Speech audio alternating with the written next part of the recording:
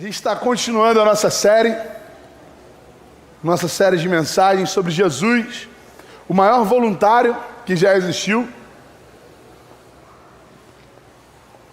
A gente já está na terceira mensagem dessa série, porque a gente crê, irmão, que Jesus é exemplo em tudo. Você crê nisso também, irmão? Ou melhor, em tudo que é de bom, né? Tudo aquilo que é bom, Jesus é capaz de ser exemplo para a gente. Por exemplo, Jesus era alguém que nos ensinava sobre a administração financeira. Jesus nos ensina sobre administração financeira. Jesus fala sobre dinheiro. Jesus nos ensina sobre relacionamento familiar. E Jesus, inclusive, nos ensina sobre gestão de tempo. E aí, no meio disso tudo, eu não sei quem é bom aí em gerir o próprio tempo. Mas nesse desafio que a gente tem, sabe, de gerenciar o recurso que a gente tem ligado ao tempo, e o tempo é o nosso bem mais precioso na realidade, porque tudo você consegue recuperar, meu irmão, menos o tempo, não é verdade? Você é capaz de recuperar qualquer coisa que te roubarem, né? Se te roubarem um carro, você consegue comprar um outro carro depois, amém? Mas o tempo roubado é um tempo que não volta atrás. Talvez você até gostaria de voltar um pouco no tempo para mudar algumas coisas, viver algumas coisas que você tenha vivido novamente. E aí nesse nosso desafio assim, de gestão de tempo, de gerenciar o tempo, nasce um hábito chamado procrastinação. Se a gente falasse sobre procrastinação algum tempo atrás, poderia até parecer uma palavra chula, né? Fala assim, procrastinação. Pô, pastor, falar sobre isso domingo de noite, né? Parece até uma... Mas hoje em dia a gente está tão habituado a fazer isso que essa palavra nem é estranha mais pra gente. O que é procrastinar? É deixar de fazer alguma coisa que você sabe que precisa fazer. Mas ninguém aqui fez isso não, né? Você nunca deixou de fazer algo. Nunca, né? Você sempre fez. Ninguém assim, sabia que tinha que fazer alguma coisa e deixou para fazer depois. Ninguém, né? Meu pai tem um ditado, ele fala assim: não deixe para fazer hoje aquilo que você pode fazer amanhã. Irmão, a procrastinação é uma característica da humanidade de maneira geral. Seja por preguiça, e quem de vez em quando tem a preguicinha, dá uma misericórdia aí, só para saber. Seja por incômodo, você se incomodar de lidar com aquilo, porque nem tudo que a gente faz, por mais que você faça o que você gosta, sempre tem uma parte que você não gosta, né? Por exemplo, você é professor por gostar de dar aula, mas você gosta de fazer diário? Gosta de corrigir prova? É coisa assim que... Então sempre tem aquele negócio que a gente vai empurrando com a barriga, sabe? Que a gente vai deixando para depois, que a gente vai tentando não fazer. E aí, hoje, o desafio para a gente não procrastinar é ainda maior. Por quê? Porque surgiu esse negócio aqui, meu irmão, ó. Isso aqui é uma praga para deixar a gente à toa, né? Senta no sofá, liga o ventiladorzinho e bota esse negócio pra você ficar vendo, sabe? Irmão, você perde horas sem nem reparar. E com um vídeo de 15 segundos. Olha onde fulano tá. Caramba, lugar legal, né? Olha que coisa engraçada que postaram. Não é assim? Quando você vê, você já viu 200 vídeos de 15 segundos, irmão. 200 vídeos de 15 segundos. Eu tenho um aplicativo, uma rede social chamada TikTok. Eu não sei se todo mundo conhece, então eu vou explicar. É uma rede social mais ou menos assim. Só pode postar vídeo de 15 a 30 segundos. Posta videozinho lá de 15 a 30 segundos. Só que essa rede social já tem mais gente, ou melhor, já tem mais tempo de visualização. Eu não estou falando quantidade de visualização, não, estou falando tempo. Mais tempo de visualização do que o próprio YouTube. E o YouTube já era uma coisa rápida, né? O YouTube já não trouxe que era para ser rapidinho, não. O TikTok já tem mais tempo de visualização. As pessoas passam às vezes 2, 3, 4 horas do dia assistindo vídeos de 15 segundos. Irmão, o que acrescenta um vídeo de 15 segundos, cara? E aí a gente vai só empurrando. Joguinho de celular, alguém gosta aí, não? Olha aí, não precisa levantar a mão não. Fica tranquilo. Só deixa Deus falar no seu coração.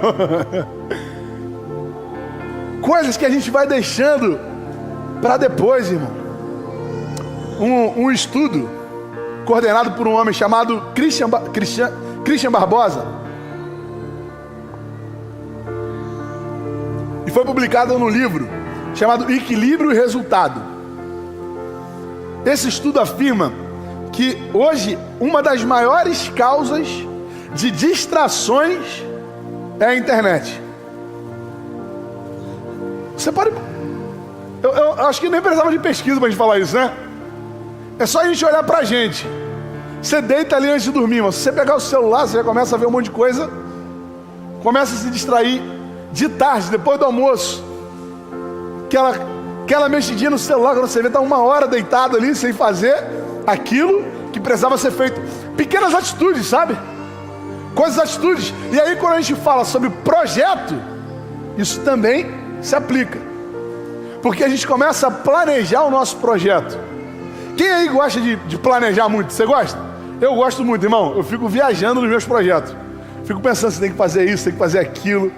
Pô, se eu conseguisse fazer aquilo lá, ia dar, pô, para ter uma renda complementar. Ninguém tem projeto de renda complementar aí não, né?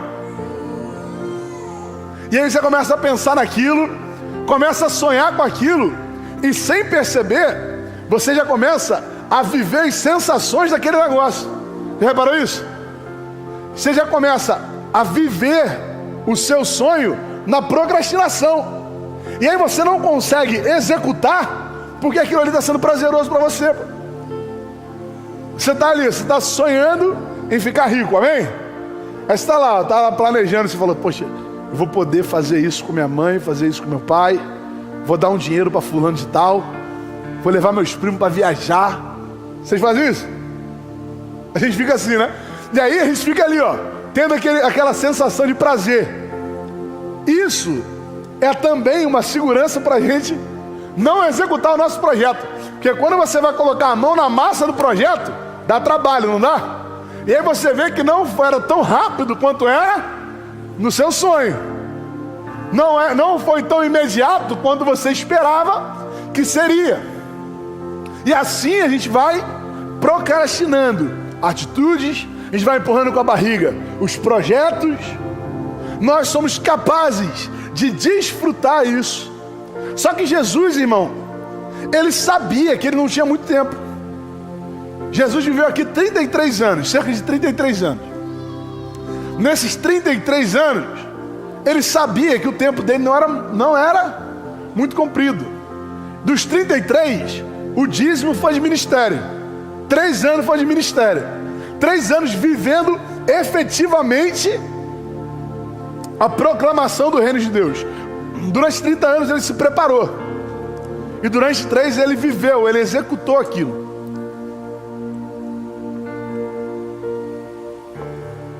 Em 3 anos, irmão, não dá para jogar a conversa fora.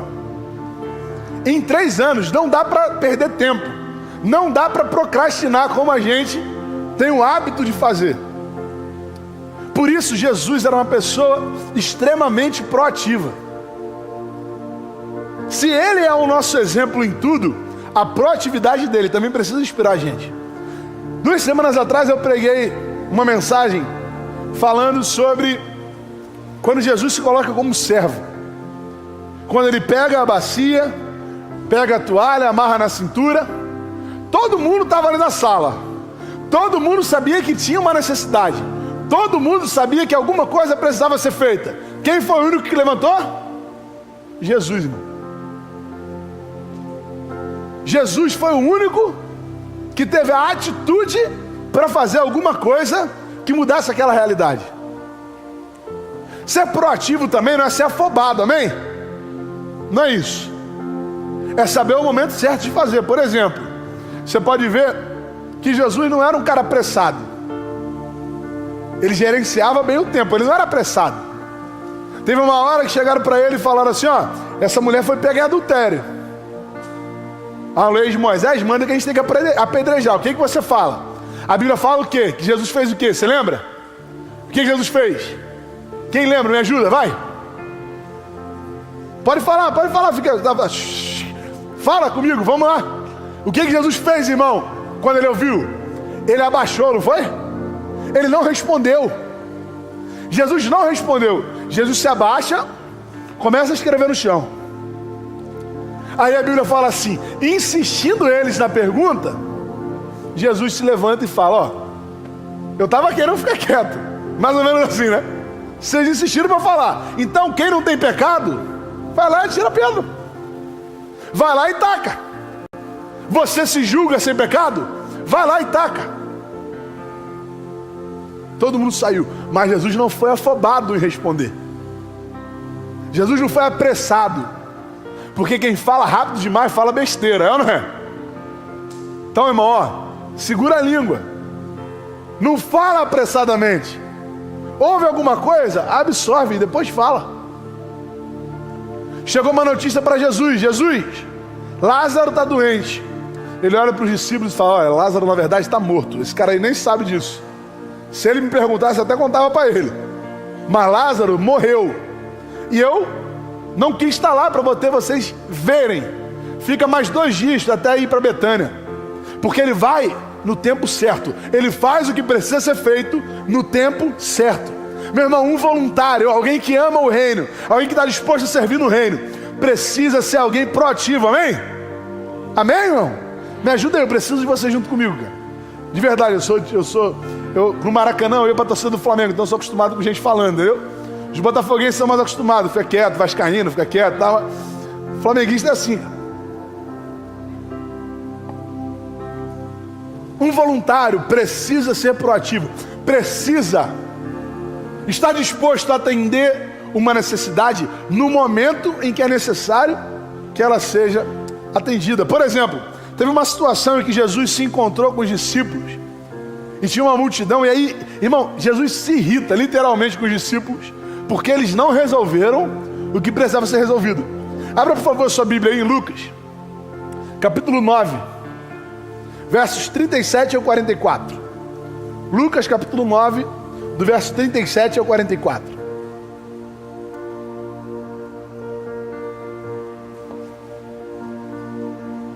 Nossa projeção, como é muito proativa, já botou ali, viu? Olha aí. Se você quiser acompanhar por ali, acompanha junto comigo, ou você pode manter a sua Bíblia aberta, porque a gente vai refletir nos versículos desse texto aí. A Bíblia fala assim, no dia seguinte, quando desceram do monte, uma grande multidão veio ao encontro dele. Um homem da multidão bradou, mestre, rogo-te que dês atenção ao meu filho, pois é o único que tem.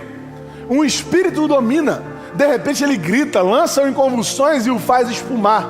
Quase nunca o abandona e o está destruindo. Roguei aos teus discípulos que o expulsassem, mas eles não conseguiram.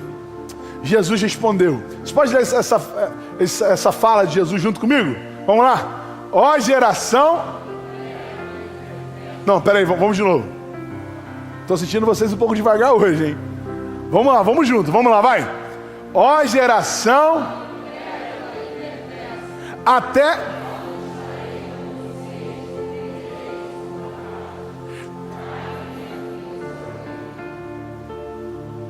E a Bíblia continua.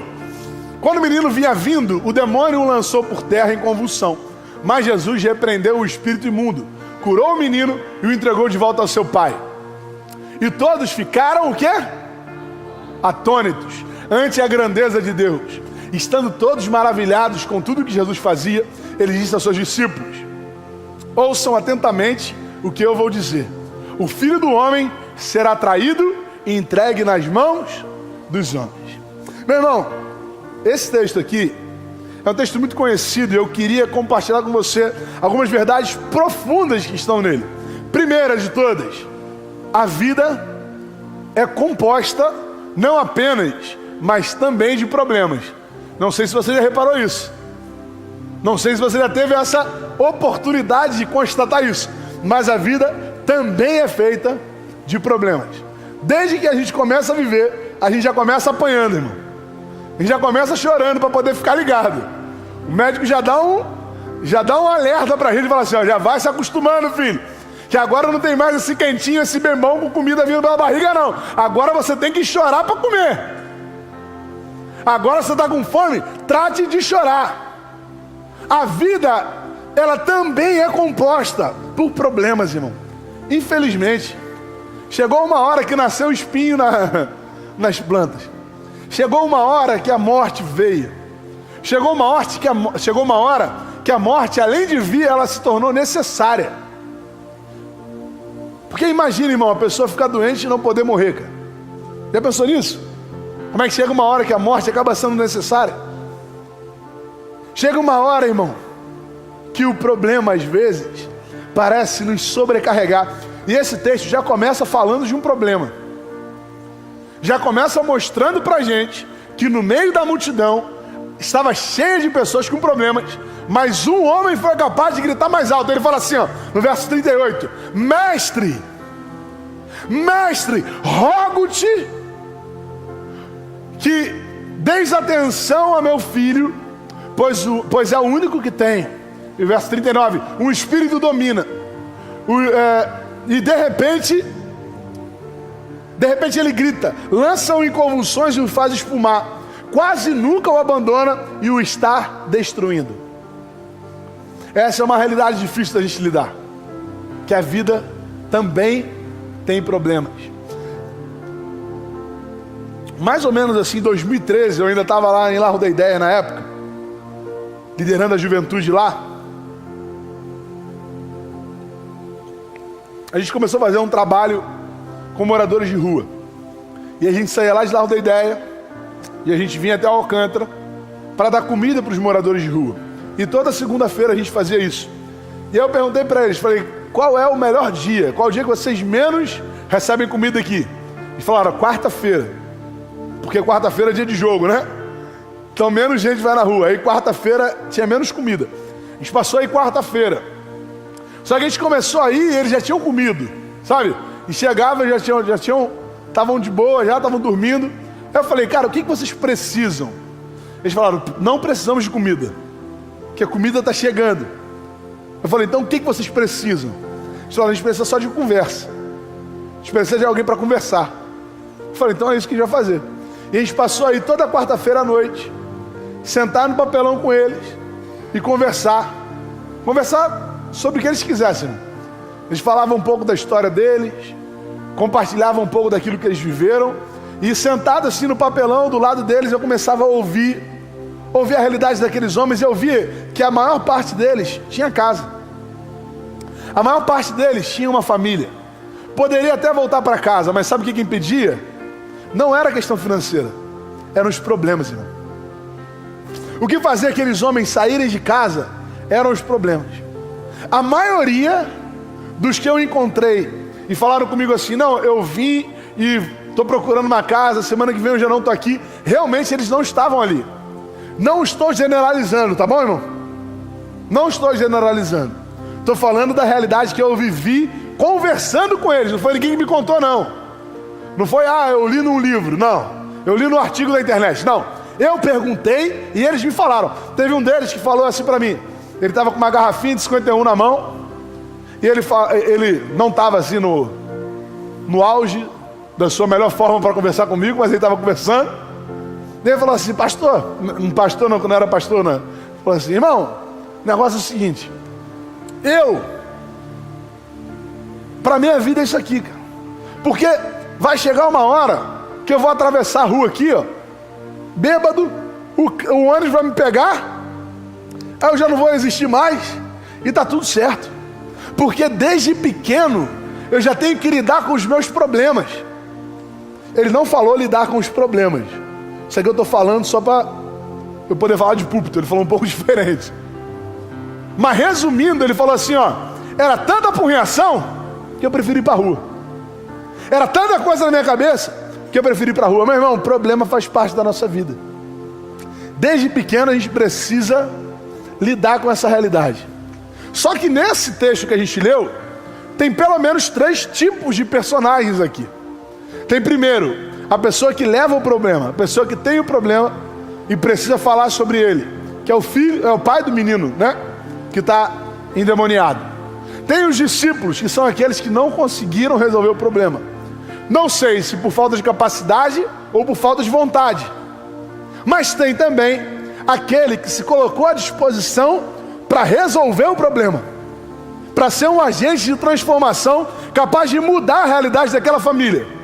A minha pergunta para você que está aqui é: quem você quer ser? Desses 3, quem você deseja ser? Eu prefiro ser como Jesus, irmão. Eu escolho ser como Jesus. É nesse quadro que Jesus está cobrando um posicionamento nosso, um posicionamento como o dele. Porque olha o que fala o verso 41. Olha o que fala o verso 41. Respondeu Jesus: ó geração incrédula e perversa, até quando estarei com vocês e terei que suportá-los? Irmão, olha essa frase de Jesus. Jesus não era só de frase branda, não, irmão. Jesus não era só assim: vinde a mim, todos estáis cansados e sobrecarregados. Não, Jesus fala assim: ó geração incrédula e perversa, até quando estarei com vocês e terei que suportá-los? Jesus mostra para os discípulos que ele não vai estar com eles ali o tempo todo, irmão. Que vai ter um momento que ele vai voltar para quem? Para o Pai. Vai ter um momento. Aqueles discípulos viveram o tempo do Deus Emanuel, o Deus conosco, o Deus que está no nosso meio, o Deus que está aqui, ó, caminhando com a gente, lado a lado. Hoje a gente vive um novo tempo. E aí Jesus chega para eles até em um outro diálogo, falando sobre sua volta ao Pai. Ele fala assim: olha, eu vou ter que voltar para o Pai. Eu tenho que voltar para o Pai. Mas isso é necessário. Isso é importante. Eu preciso voltar para o Pai para que Ele venha, para que o Consolador esteja entre vocês. E agora não é mais Deus no meio de nós, agora é Deus em nós. Cristo em nós, a esperança do que, irmão? Da glória. Cristo em nós, a esperança da glória. E agora Jesus, que tinha que estar em um lugar ou tinha que estar em outro, afinal ele estava habitando na carne, e ele estava em um lugar ou outro. 2 mãos que se levantavam, porque ele era o Deus Emanuel. Agora não eram mais 2 mãos, agora seriam 12. Seriam 12, não, 24. 22, porque Judas já não estava mais. Se levantando a mão e abençoando as pessoas. Se antes Jesus colocava a mão sobre os enfermos para que eles curassem, agora a igreja ergue as suas mãos para que o milagre aconteça e Deus haja nesse tempo.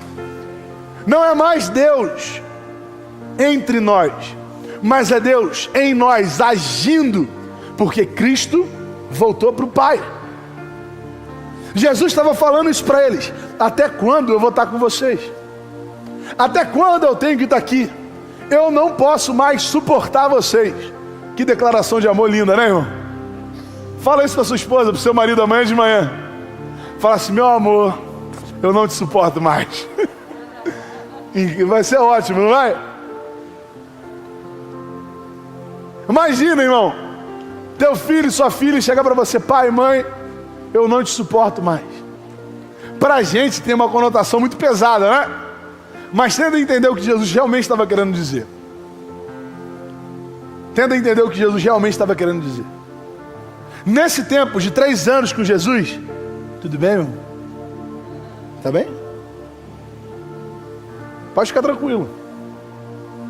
Pode tomar uma refrigerantezinha de boa aí, suquinho. Tá bom? Lembra assim, de quando você está na tua casa, internet parou. Tá pago, irmão, o boleto tá pago, tá tudo direitinho, débito automático. Você botou lá para não ter que esquecer. Mas a internet não está funcionando. Você vai ligar para onde? Vai ligar lá para o seu provedor. Vai começar a falar na URA lá, né? 1, se for problema financeiro. 2, se você quiser contratar. 3, suporte técnico. Qual opção você vai apertar? Qual? 3, né? Por quê? Para que aquele cara que está lá do outro lado da linha te dê um suporte. Para que ele te dê um suporte e você consiga resolver o seu problema. Jesus está falando para os discípulos assim, olha, não dá mais para ficar dando suporte para vocês o tempo todo, não. Não dá mais para ficar resolvendo essas questões que vocês já deveriam conseguir resolver sozinhos. Não dá mais para ficar trazendo isso. Vocês já têm que aprender a se virar sozinho, porque daqui a pouco eu vou estar de volta com o Pai. Até quando eu vou ter que dar suporte para vocês? Até quando eu vou ter que dar apoio para vocês? Mas como, irmão, viver isso? Como viver essa realidade de Jesus?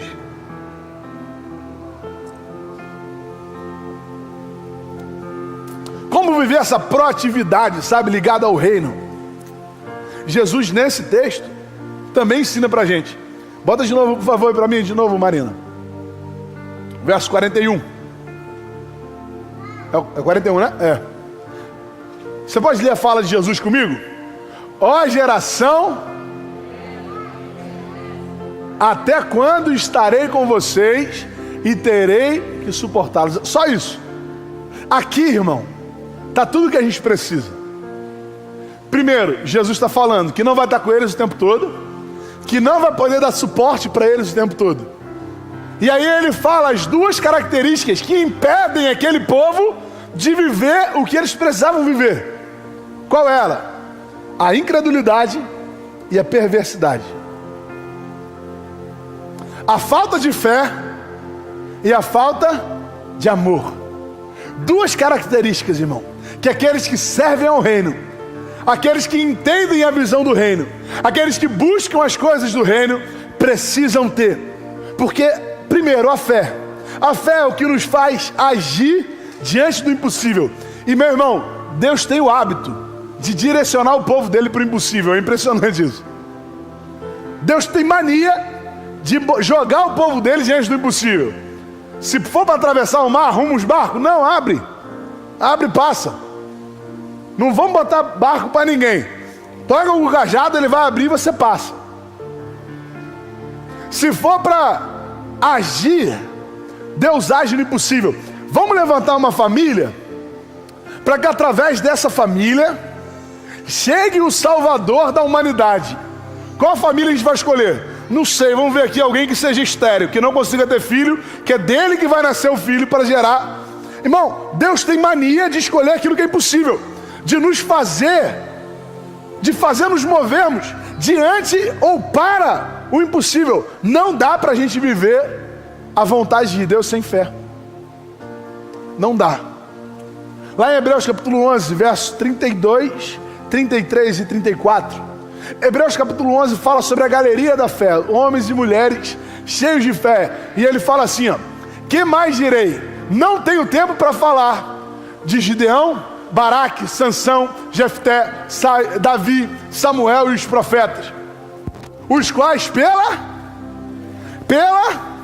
me ajuda aí, irmão, os quais pela fé conquistaram reinos, praticaram a justiça, alcançaram o cumprimento de promessas, fecharam a boca de leões, apagaram o poder do fogo, escaparam do fio da espada, da fraqueza tiraram força, tornaram-se poderosos na batalha e puseram em fuga exércitos estrangeiros. Pela fé. Não dá para a gente viver a vontade de Deus, irmão, sem fé. Irmão, olha ao nosso redor agora, cara. Olha onde a gente está agora. Se não for pela fé, irmão, a gente não, ou melhor, se não fosse pela fé, a gente não chegaria nem aqui. A gente não chegaria nem perto daqui. Porque estar aqui é impossível para a gente. Mas aquilo que é impossível para a gente é possível para o Senhor, amém? Pode deixar ele ir, pode deixar, deixa ele de boa, ele está bem. Deixa ele brincar. Nós nos movemos pela fé, amém? Amém, irmão? A fé precisa ser uma característica nossa, daqueles que são proativos. Porque se a gente não for proativo, irmão, ou melhor, se a gente quiser ser proativo, mas a gente não tiver fé, a gente trava. A gente trava. Imagina Pedro, irmão, botando o pé para fora do barco. E aí eu lembro, o Anixon tá ali. Eu lembro quando eu trouxe o Anixon aqui, ele falou assim: pastor, eu ia falar para você que não dava não, mas eu não consegui te encontrar a tempo, cara. E aí quando ele veio, ele que colocou esse forro aqui, irmão. Forro bonito, né? Se quiser colocar forro, fala com ele lá no final.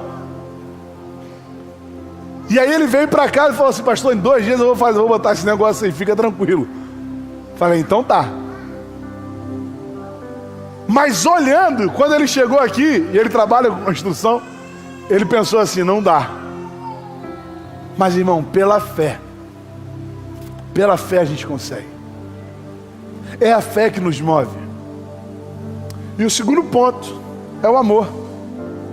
Porque o amor é o que nos faz agir em direção ao outro.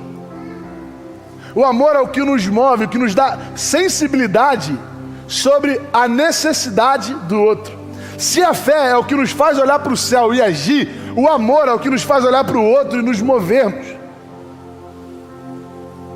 Se a fé é o que nos faz perceber coisas sobrenaturais, é o amor que faz a gente ouvir o som da barriga de quem tem fome. É o amor que faz a gente perceber a necessidade daqueles que choram.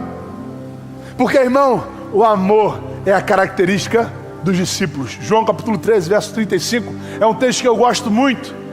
Jesus falando aos seus discípulos sobre amor, e ele fala assim, ó: com isso, todos saberão que vocês são meus discípulos, se vocês amarem uns aos outros.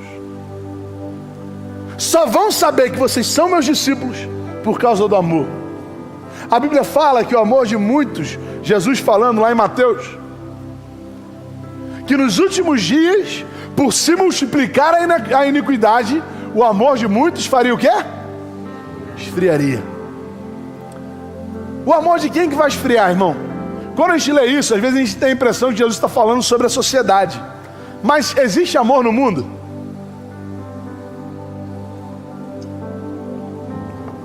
O mundo não é capaz de amar por si só. O mundo não é capaz de amar por si só. A Bíblia fala que o mundo jaz no maligno. Por isso, meu irmão, não é o amor a característica da sociedade. O amor é a característica dos discípulos de Jesus. Então, quando a Bíblia fala que por se multiplicar a iniquidade, o amor de muitos esfriaria, ela não está falando que o mundo ficaria mais frio, porque no mundo nunca teve amor. O que ela está falando é que por se multiplicar a iniquidade, aqueles que deveriam amar acharam justificativa para não demonstrar amor. Vou te dar um exemplo clássico. Mataram alguém no nosso bairro. Aí a gente vai falar assim: mas estava envolvido com tráfico, né? Estava envolvido com coisa errada. Como se isso justificasse a nossa falta de amor. Eu não estou defendendo que alguém esteja no tráfico. Não estou falando que ele está certo. Mas eu estou falando que, irmão, como cristãos, isso deveria doer no nosso coração. Isso deveria arder no nosso coração. Ah, teve alguém que estava roubando e mataram. Pô, mas estava roubando, né? Quer o quê? A gente ainda fala isso. Quer o quê? Porque o nosso coração não sente mais a dor dele. Por que não sente a dor dele? Porque a iniquidade dele aumentou e a gente achou justificativa para a nossa falta de amor. Porque o pecado dele fez com que a gente esfriasse e a gente não sentisse mais a dor da perda de alguém que vai para o inferno. Isso não acontece com você não, só comigo só.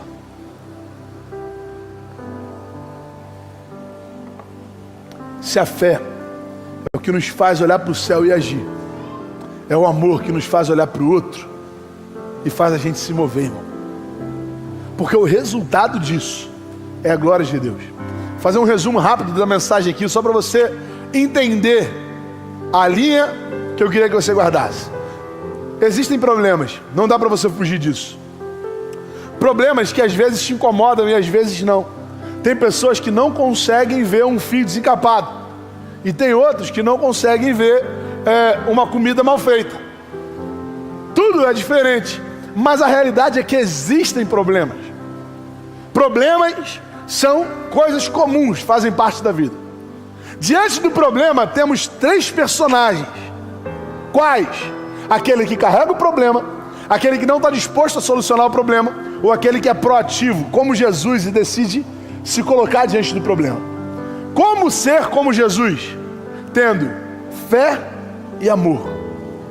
Fé para viver o impossível e amor para sentir a necessidade do outro. Qual é o resultado disso? A glória de Deus. A exaltação daquele que nos enviou. Porque olha o texto. Volta para o texto. É sempre o texto, irmão. É a Bíblia que tem que falar com a gente. Lucas capítulo 9, verso 42, 43 e 44. Não, desculpa. Não, é isso mesmo. 42, 43 e 44. Quando o menino vinha vindo, o demônio o lançou por terra em convulsão, mas Jesus repreendeu o espírito imundo, curou o menino e o entregou de volta a seu pai. Volta por favor. Uma coisa que eu percebi aqui agora. Repare, irmão, que o que Jesus fez se desdobra nessas 2 características que eu estou te falando. Fé. Fé para quê? Para repreender o espírito imundo e curar. Amor para quê? Para entregar o menino de volta ao seu pai.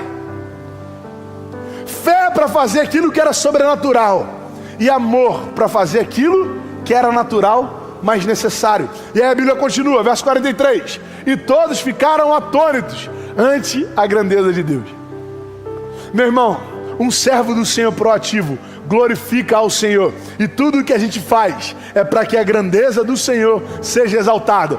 Todos ficaram atônitos ante a grandeza de Deus. Estando todos maravilhados com tudo o que Jesus fez, ele disse aos seus discípulos, e aí Jesus lembra mais uma vez, o próximo verso.